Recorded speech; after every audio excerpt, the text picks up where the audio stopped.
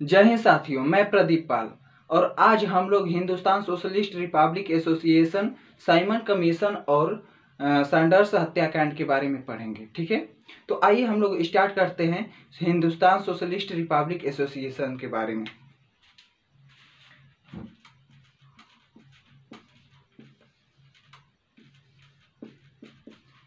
HSRA इसका full नाम है हिंदुस्तान सोशलिस्ट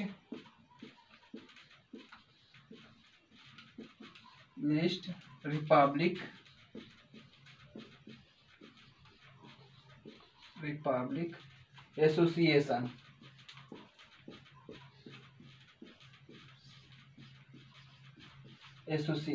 ठीक है, यह जो हमारा HSRA है इसका फुल नाम होता है हिंदुस्तान सोशलिस्ट रिपब्लिक एसोसिएशन। ठीक है, यह जो एक है कि क्रांतिकारियों का संगठन था। ठीक है, ये क्या था? क्रांतिकारियों का संगठन। जो HSRA था इसका मुख्य उद्देश्य हमारे भारत को ब्रिटिश शासन से आजाद कराना था। ठीक है, इतना हम लोग समझ गए कि HSRA क्या था। HSRA एक संगठन था क्रांतिकारियों का जो कि भारत को ब्रिटिश शासन से आजाद कराना चाहता था। ठीक है, अब हम लोग इसके बारे में और थोड़ा सा देख लेते हैं कि इसका स्थापना कैसे होती है, कौन करता है, कब होता है। आइए देखते हैं। तो जो हिंदुस्तान सोशलिस्ट रिपब्लिक एसोसिएशन है इसका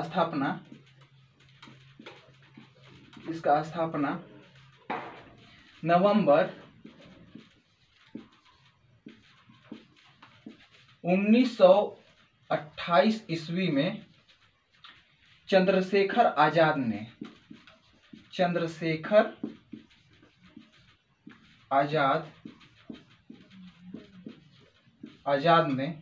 दिल्ली के फिरोज शाह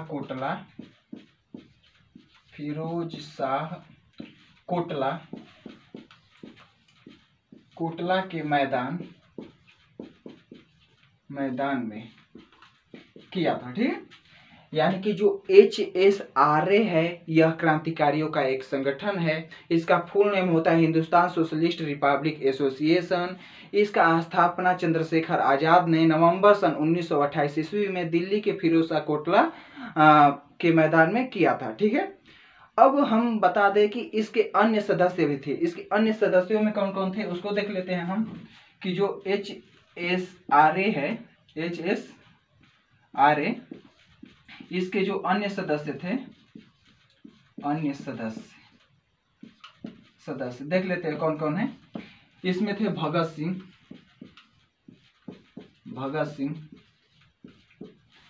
राजगुरु,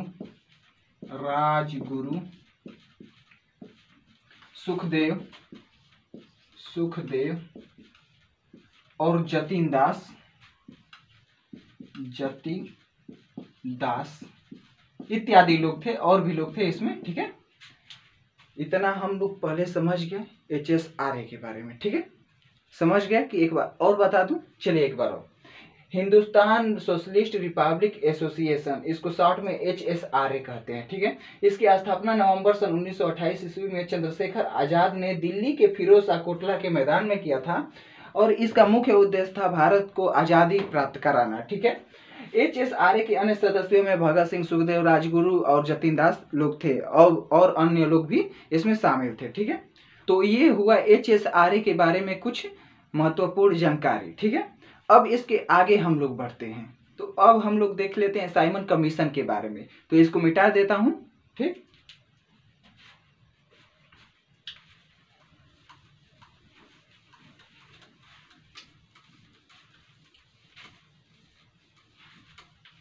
साइमन कमीशन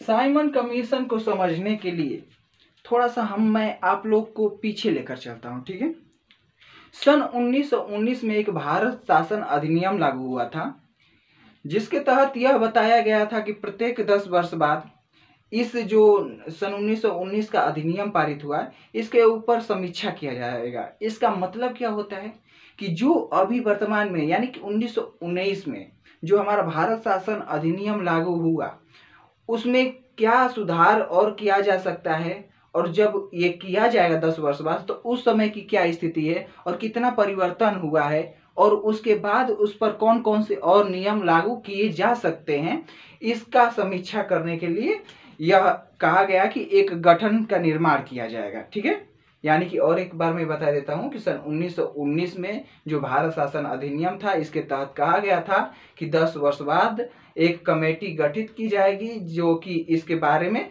समीक्षा स्थापित करेगी। ठीक है, अब क्या होता है कि सन 1927 ईस्वी में, ठीक है, सन 1927 ईस्वी में इसका गठन होता है साइमन कमीशन का। तो मैं यहां पर लिख दूं इसका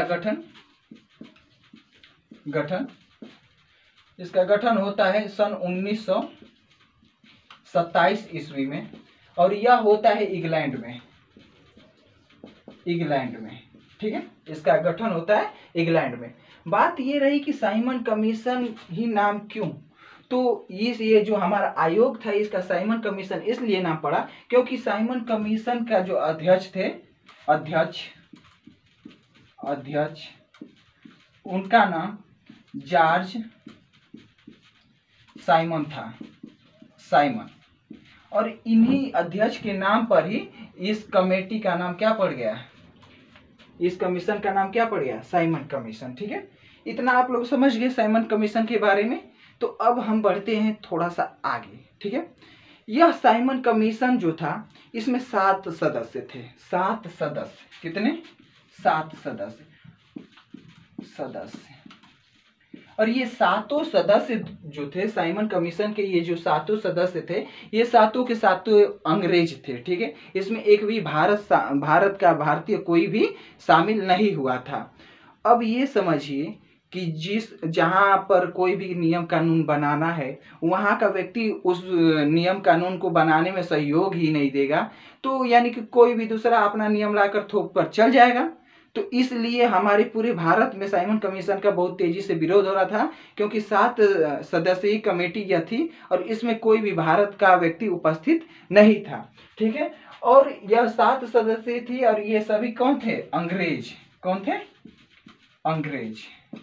अंग्रेज लोग थे ये 7 सदस्य। इसलिए इस कमेटी को श्वेत कमेटी भी कहते हैं, यानी श्वेत कमीशन भी कहते हैं। किसको? साइमन कमीशन को। इसी कारण, क्योंकि सारे लोग गोरे अंग्रेज गोरे होते ही हैं, इसलिए इसको श्वेत कमीशन भी कहते हैं। यदि भारतीय रहते तो कुल समझ ही रहे हैं। चलिए आगे। तो श्वेत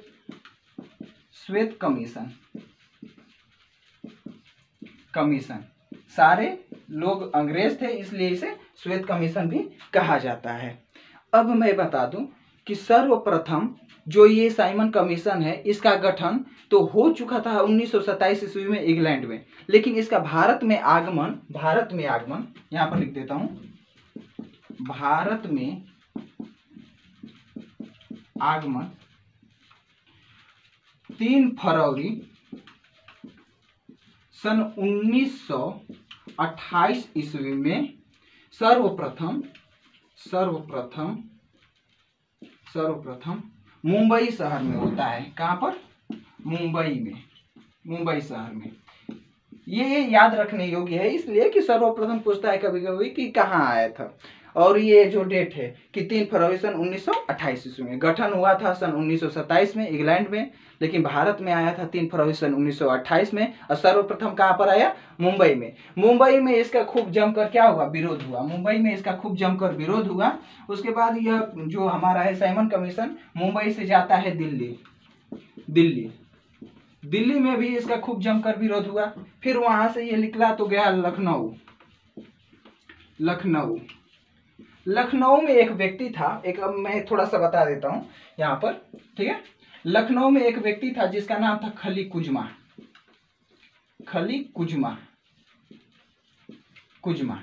इसने गुब्बारे के माध्यम से साइमन कमीशन का विरोध किया। जैसे कि ये गुब्बारा हो गया, इस पर लिखा था Simon go back. Go back, go back, ठीक है।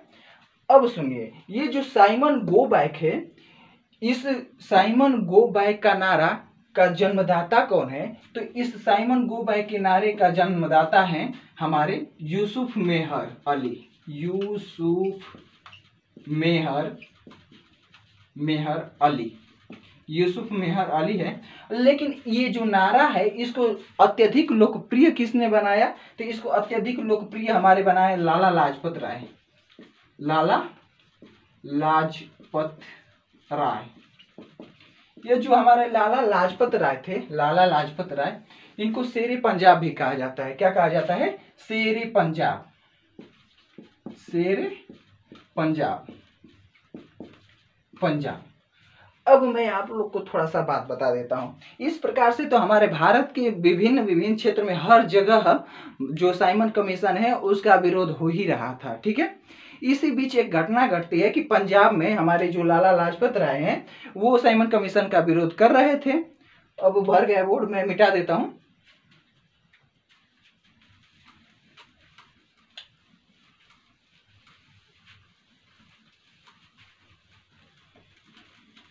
देखिए, तो पंजाब में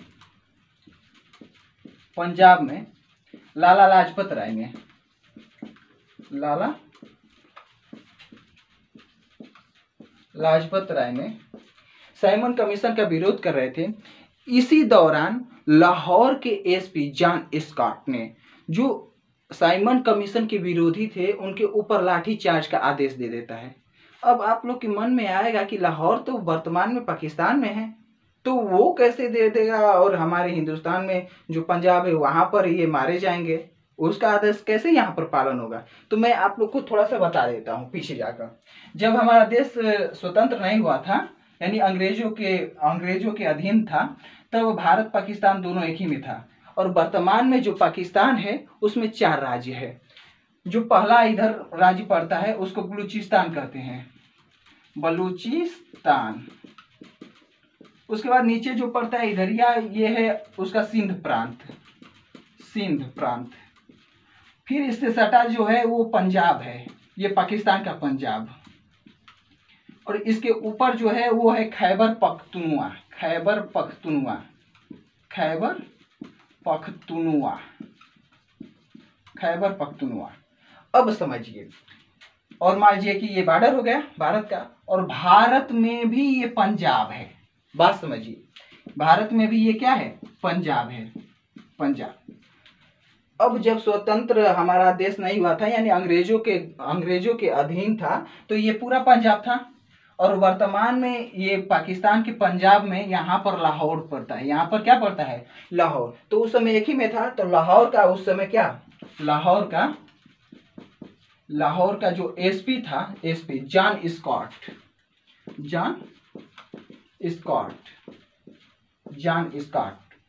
इसने जो है कि साइमन कमीशन के विरोधी, उनके ऊपर लाठीचार्ज का आदेश दे देता है। और पंजाब में, जो भारत का पंजाब था, इसमें हमारे लाला लाजपत राय ने विरोध कर ही रहे थे साइमन कमीशन के। जब लाहौर के एसपी जॉन स्कॉट ने सभी साइमन कमीशन के विरोधियों पर लाठीचार्ज का आदेश दे देता है, तब हमारे पंजाब में जो विरोध कर रहे थे हमारे लाला लाजपत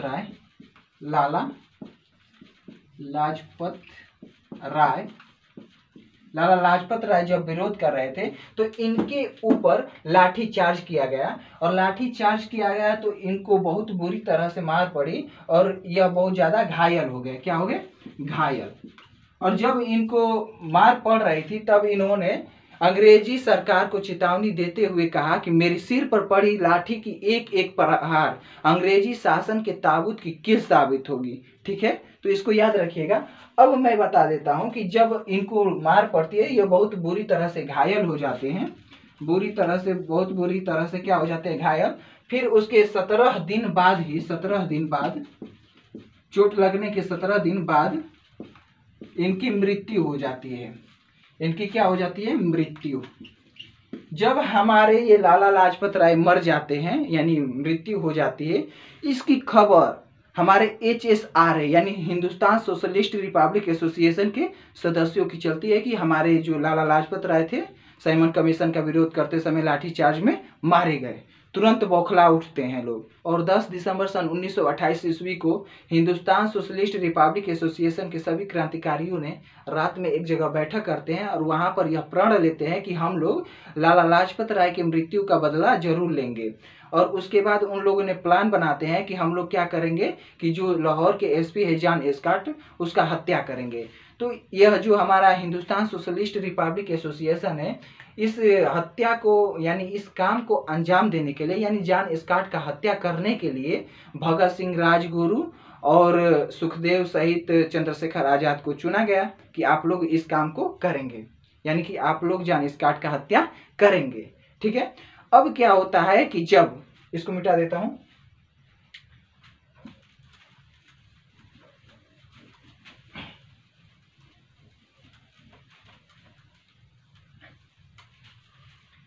जब सैंडर्स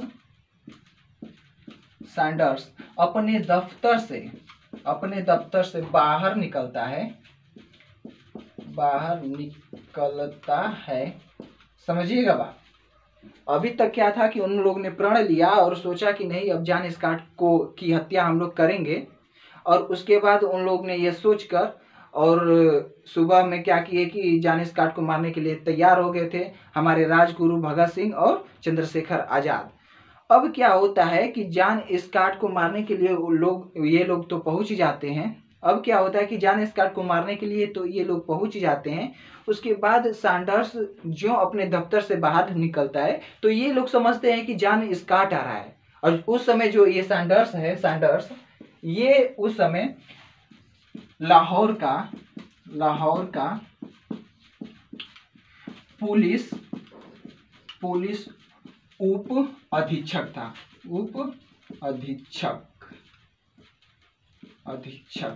ठीक है, पुलिस उप अधीक्षक था।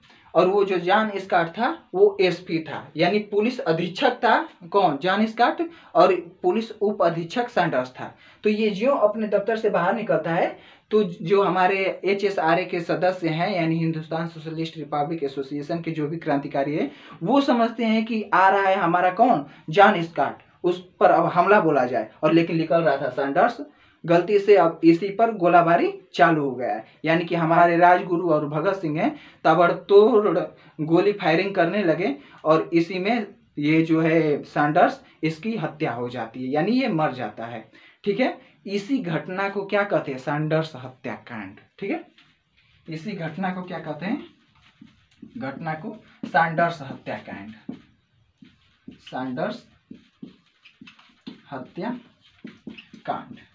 अब मैं बता देता हूं, जब ये सैंडर्स मारा जाता है उसके बाद सुबह जब देखा जाता है तो सभी दीवारों पर, लाहौर की जितने भी दीवार थे उस पर लिखा रहता है, एक पोस्टर चिपकाया रहता है जिस पर लिखा रहता है कि हिंदुस्तान सोशलिस्ट रिपब्लिक एसोसिएशन के सदस्यों ने लाला लाजपत राय के मृत्यु का बदला ले लिया। अब इससे अंग्रेजी सरकार एकदम बौखला जाती है। और इसके आगे अब हम लोग कल देखेंगे क्योंकि लग रहा है वीडियो बहुत लंबा हो जाएगा। ठीक है, धन्यवाद।